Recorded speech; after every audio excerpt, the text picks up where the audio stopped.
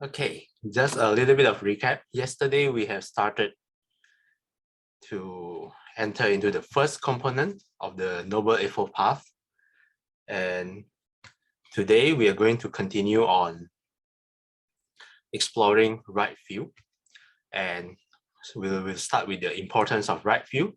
And if we have time, we will dive a little bit more into the mundane right view. So as usual, I will start to read the first paragraph.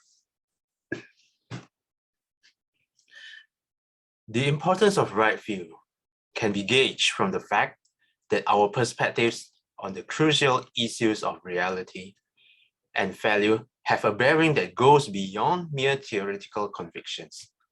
They govern our attitudes, our actions, our whole orientation to existence.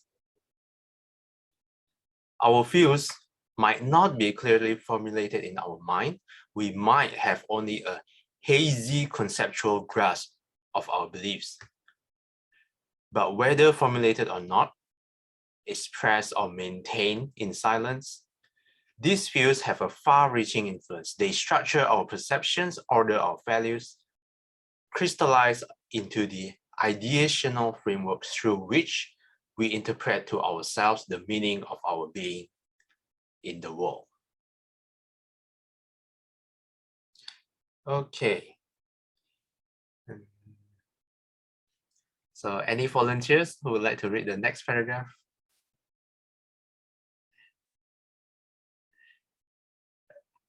Okay, how about, if not, then I will arrow. How about Li Hui? Okay. This one is it? These views. Yep. These views then condition action.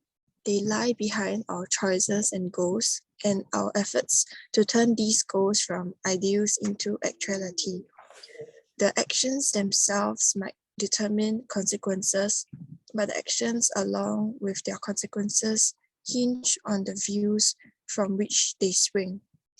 Since views imply an ontological commitment, a decision on the question of what is real and true, it follows that views divide into two classes, right views and wrong views. The former correspond to what is real, the latter deviate from the real and confirm the false in its place. These two different kinds of views, the Buddha teaches, lead to radically disparate lines of action and thence to opposite results. If we hold a wrong view, even that view is vague, it will lead us towards causes of action that will eventuate in suffering. On the other hand, if we adopt a right view, that view will steer us towards right action and thereby towards freedom from suffering. Though our conceptual orientation towards the world might seem innocuous and inconsequential, when looked at closely, it reveals itself to be the decisive determinant of our whole course of future development. The Buddha himself says that he sees no single factor so responsible for the arising of unwholesome states of mind as wrong view, and no factor so helpful for the rising of wholesome states of mind as right view. Again, he says that there is no single factor so responsible for the suffering of living beings as wrong view, and no factor so potent in promoting the good of living beings as right view. It's Anguttara Nikaya 116.2. Thanks, Li Hui. Thank you. Okay, I think firstly, before I continue, maybe let's define some of these big words like ontological. Do you guys know what ontological means? Do you have to translate in Chinese? Or everyone is like, you only do English, right? They do English. I Okay. have not That's good good. enough to translate to Chinese. Yeah, it's so scary. It's like, okay. Yeah, but I'll just, usually some of these big words, I will just define it with the help of Google. So Okay. ontological, do you guys know what it means? Sounds like cancer. Oh, Oncology is cancer, but I know ontology. close. Okay. The first definition, relating to the branch of metaphysics, dealing with the nature of being. Second definition, showing the relationship between the concepts and categories in a subject area or domain.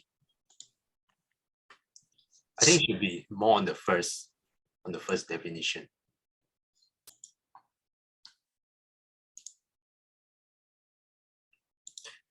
And then how about innocuous?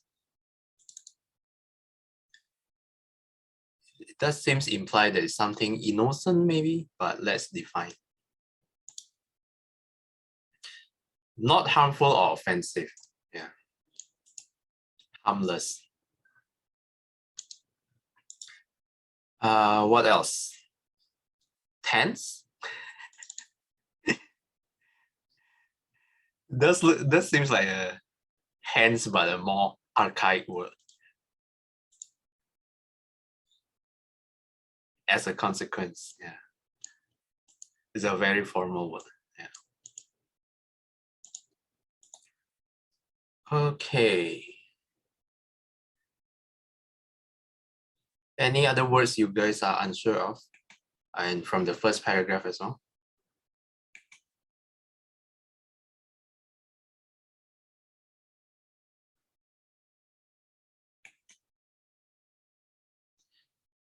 Okay, if not, then I think we can continue one more paragraph. Yeah, one more paragraph before we jump into mundane right view.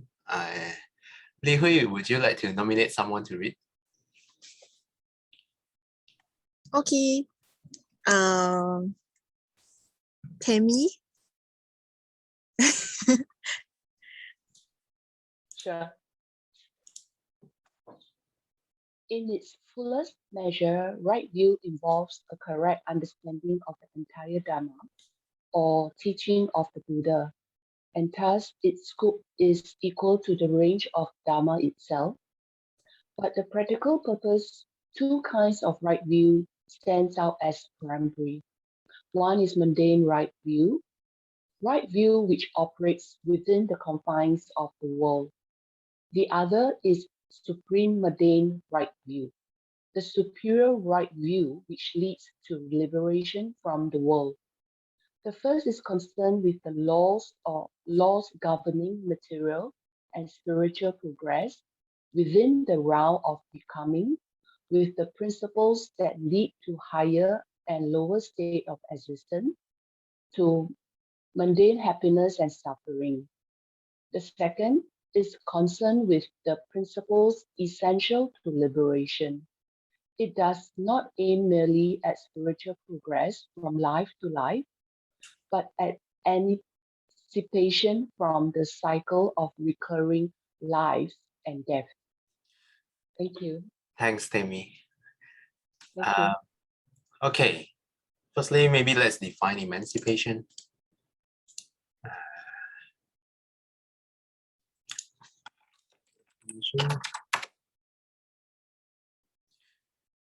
Okay, the fact or process of being set free from legal, social, or political restrictions. Other words, liberations. Okay, we have read 3 paragraphs. Perhaps it's a good time to stop and see if there's any thoughts on what we have read. Anyone would like to share?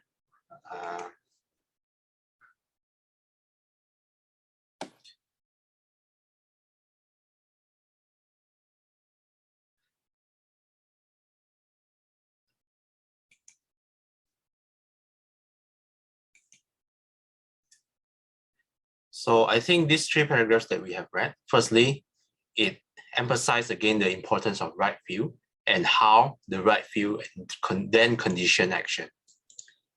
And then finally, in the 3rd paragraph, it divides right view. Firstly, it can cover the whole Buddha's teachings, but for practical purposes, we can separate firstly into mundane right view and secondly into the supramundane. Each has a different purpose. If there's no comment, I'll just jump straight into mundane right view. Okay, then Tammy, would you like to nominate the next person to read? Can I have second?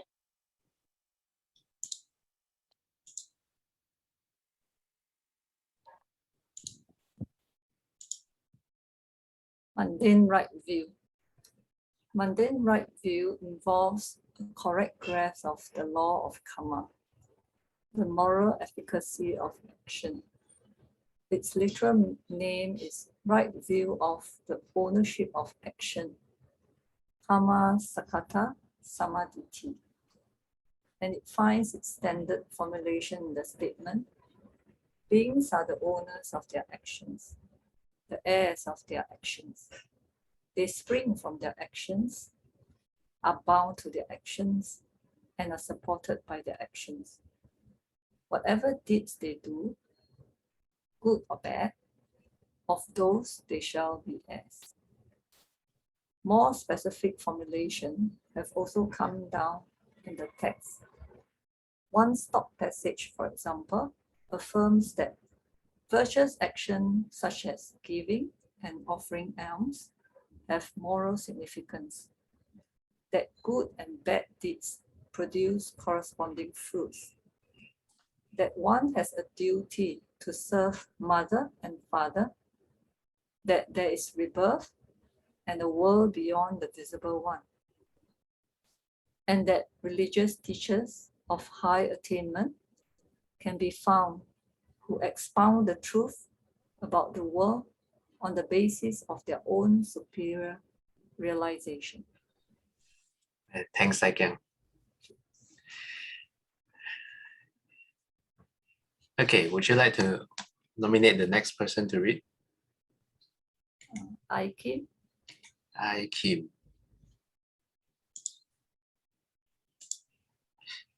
You're muted. Starting from to understand? Yes. Okay. To understand the implications of this form of right view, we first have to examine the meaning of its key term, karma. The word karma means action.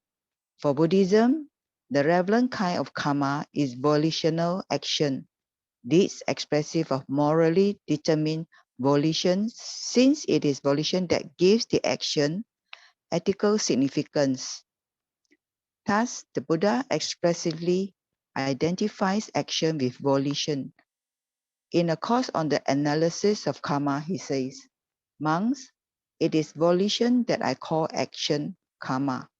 Having will, one performs an action through body, speech, or mind. The identification of karma with volition makes karma essentially a mental event, a factor originating in the mind, which seeks to actualize the mind's drive, dispositions, and purpose.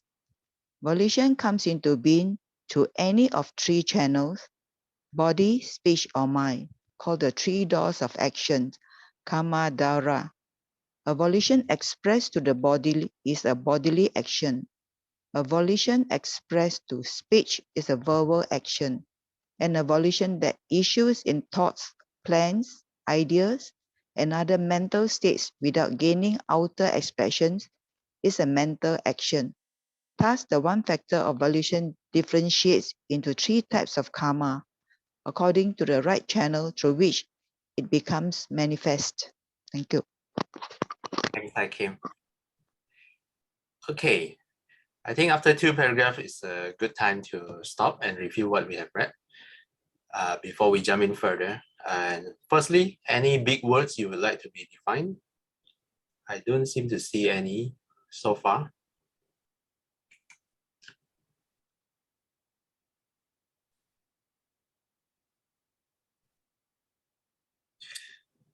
Yeah, so firstly, it starts off with saying that mundane right view involves a correct grasp of the law of karma. Then it starts to giving the stock formula, the standard formula of karma. Beings are the owner of their actions. This is what Saikyang has read just now. The heirs of their actions, They spring from the actions, are bound to the actions, and are supported by the actions. Whatever deeds they do, good or bad, of those they shall be heirs or heirs. Yeah. So this is a classic stop passage where you will frequently see when you read the sutta. And secondly, in the second paragraph, it explains further the word of karma. So karma means action, and specifically here, volition. Do you guys know what volition means? Ajahn Brahmali would prefer the word, I think, different. He would probably use the word will, but I need to check the reference on this. I cannot put his words. Yeah, but I do recall he preferred the word will, but let's define volition. The faculty of power using one's will.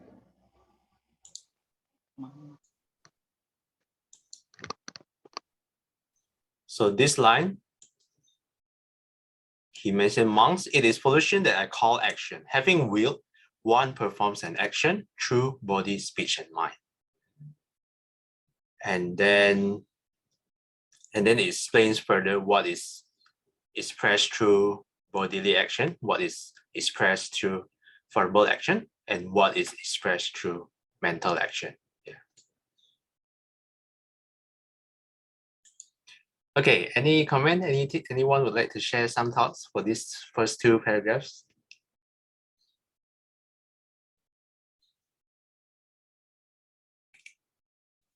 Okay, if not, we can continue. We have 4 minutes left. I think we can read a few more.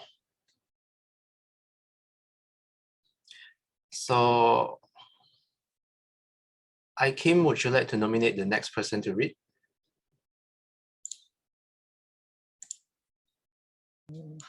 How about Sister Choi Kwan?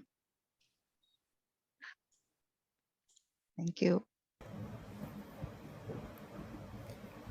Right view requires more than a simple knowledge of the general meaning of karma.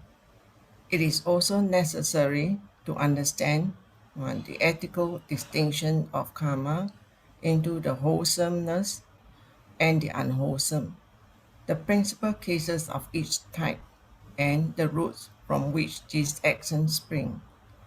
As expressed in a sutta, when a noble disciple understands what is karmically unwholesome and the root of unwholesome karma, what is karmically wholesome and the root of wholesome karma, then he has right view. Thank you. Thanks, Chai Kwan. Oh yeah, would you like to nominate the next person to read?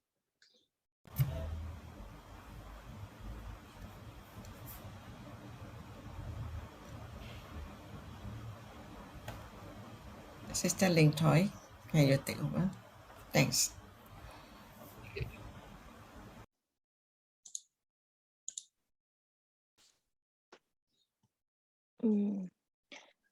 Yes, number one. Taking these points in order, we find that karma is first distinguished as unwholesome akusala and wholesome kusala. Unwholesome karma is action that is morally blameworthy, detrimental to spiritual development, and conducive to suffering for oneself and others. Wholesome karma, on the other hand, is action that is morally commendable, helpful to spiritual growth, and productive or benefits for oneself and others. Okay, thanks, Lin Tai. Yeah. So these two paragraphs just explain or differentiate between the unwholesome and wholesome. Yeah. Firstly, this is the first categorization. The second one is the principal cases of each type. And third, what is the roots that the actions springs from. So firstly, we are going to dive into what is unwholesome and wholesome karma, which is the next paragraph. So Lin Toy, would you like to nominate a person to read to close this? Yes, we haven't heard Brother Hock Chi, please. Sorry, Brother Haji English is. Okay. Yeah. All right. Okay, so can I ask ông Chip? Okay. Continue from the innumerable, is it? Yes. Okay. Innumerable instances of unwholesome and wholesome karma can be cited, but Buddha selects 10 of each as primary. Then he calls the 10 causes of unwholesome and wholesome action. Among the 10 in the two sets, 3 are bodily, 4 are verbal, and 3 are mental. The 10 causes of unwholesome karma may be listed as follows, divided by way of their doors of expression. So we have firstly, we have destroying life. Secondly, taking what is not given. 3, wrong conduct in regard to sense pleasures. Then for verbal action, we have false speech, slanderous speech, harsh speech, vachikamma, idle chatter. We have covetousness, ill will, and wrong view. Okay, thanks, Onchit. I think to close off, maybe I'll just read this last one. The 10 causes of wholesome karma are the opposites of this. Abstaining from the first 7 causes of unwholesome karma, being free from covetousness and ill will, and holding right view. Though the 7 cases of abstinence are exercised entirely by the mind and do not necessarily entail overt action, they are still designated wholesome bodily and verbal action because they center on the control of the faculties of body and speech. Okay, so we have dived into the 10 causes of unwholesome karma, and also the opposite is the 10 causes of wholesome karma. Yeah. So any comments from any of you? Maybe I'll just like to define overt here.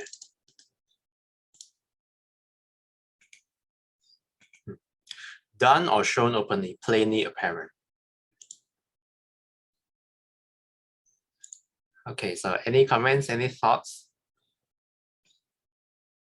If not, I will just share quickly, actually. This 10 wholesome karma, I have a group of Dharma friends. It's actually part of an exercise that we do for my past week. And we pick one of these that we feel like we want to work on or we want to abstain from. So, for example, myself, I chose idle chatter because I find myself quite addicted to WhatsApp and Telegram. So whenever I'm bored, I always pick up my phone and then keep chatting with people. Yeah, so I try to abstain myself from doing this too much. One example is that I put a timer of 25 minutes and then I'll make a determination not to touch my phone. Yeah, and then just focus on whatever the task I'm doing. So that's one way. If you would like to try, you can also do the same thing and exercise for yourself. Pick one of these that you think is good for you to work on, and then try to abstain from it for a week, and then see how it goes. Yeah, so that's all I have for today. Thanks everyone for participating. Let's do dedication. So please recite together with me, dedication of merits. 愿消三障诸烦恼，愿得智慧真明了，普愿罪障悉消除，时世常行菩萨道。阿弥陀佛。So thank you everyone for participating. I'll see you again tomorrow. Have a wholesome day ahead. Thank you, everyone. Thank you, Bye. Marcel. Thank you, Hello. Marcel. Thank you. Everybody, take care. Thank you, everyone. Have a good day. Have a good day. Thank you, Tel. Thank you, everyone.